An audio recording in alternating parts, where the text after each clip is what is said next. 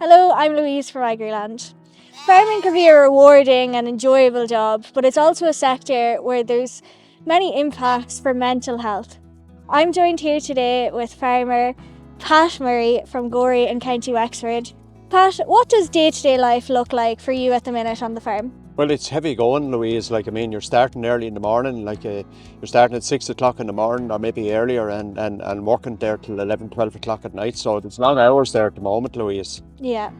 And what would you say are some of the main pressures now? I mean, weather has been really bad at the minute and prices as well. What are some of the main things that are affecting Well, you? the main pressure at the moment is weather. Weather is a huge impact, particularly this spring. We've had rain since last July, non-stop. We've got a break maybe of a week or two, but very little fine weather. And the real pressure comes on once the lambing and calving starts in the spring of the year. You need good weather, to turn out stock, and people haven't been able to turn lambs out to the field because of the difficult weather conditions. It's been a horrendous spring, for a lot of farmers out there. Yeah. And with the sheep sector in particular, what are some of the biggest challenges you're facing there? Well, the biggest pressure, is lambing. They'd be there all the time.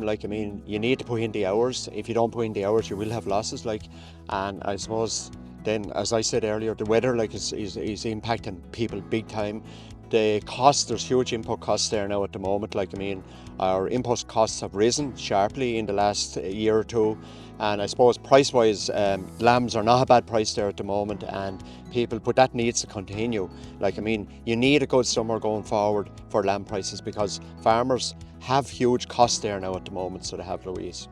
And mentally then, with calving and lambing season underway, how are you coping? Is it long hours? It's very long hours. If you were looking at 5-6 hours sleep at night and maybe not even getting that, it's difficult, to be able to continue. It's easy in the start, but as the spring goes on, the continuous lack of sleep and all does affect people big time. Catherine, you're farming here with your father Pat, and how long have you been here on the farm? I've been here about a year now, so I'm really starting to appreciate the amount of labour involved now as well. When I was young, I would have worked on the farm doing odd jobs and that, and very much often, my dad or my mum would be like, okay, can you please do this, do that, etc. You never really appreciate the amount of planning and the amount of, I suppose, thought and stuff that has to go into every task. Coming on next month, or what's going to happen on the farm in a few weeks and in months, and then planning your labour now around what's coming down the line, because you cannot be caught up and left behind. Do you think there's a misunderstanding between the general public not involved in farming and farmers themselves? I suppose it's very difficult for someone who doesn't work in the industry to appreciate the amount of work that's involved.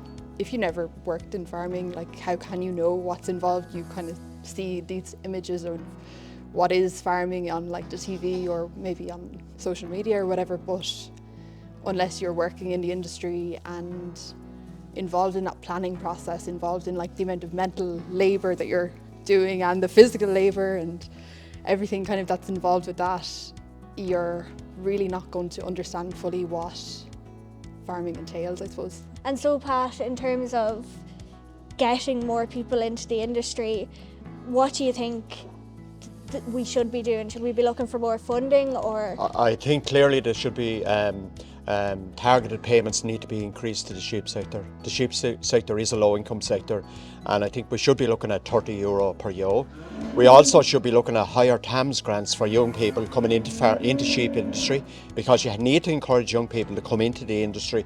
If you look at the industry there at the moment, the age profile of particularly of the sheep farmer is there's a lot of sheep farmers in their 70s and have no successor coming on, and we have a huge problem there. We are seeing a huge amount of ewes being culled at the moment. People are reducing numbers, and unless something is done shortly for the sheep industry, we are going to have a serious problem in a couple of years' time. We are going to see a lot less sheep in the country. The industry and the whole, the factory end of it is completely dependent on the raw material coming from the farmer. If that doesn't happen, we are going to see job losses within the industry. We are going to see people there'll be a lot less sheep farmers out there, and a lot less sheep out there as well. And Catherine, you're obviously farming here with Pat. Why did you get into the industry? I suppose I had been working in an office before I arrived here. I was kind of not really seeing too many people, not that I'm seeing many more here in farming, but when at least you have the opportunity to work outside, you're moving and you're walking around looking at sheep and you're seeing animals and everything. It's a completely different lifestyle. It can be hard work, but it's very rewarding at the same time. Do you find it unsociable?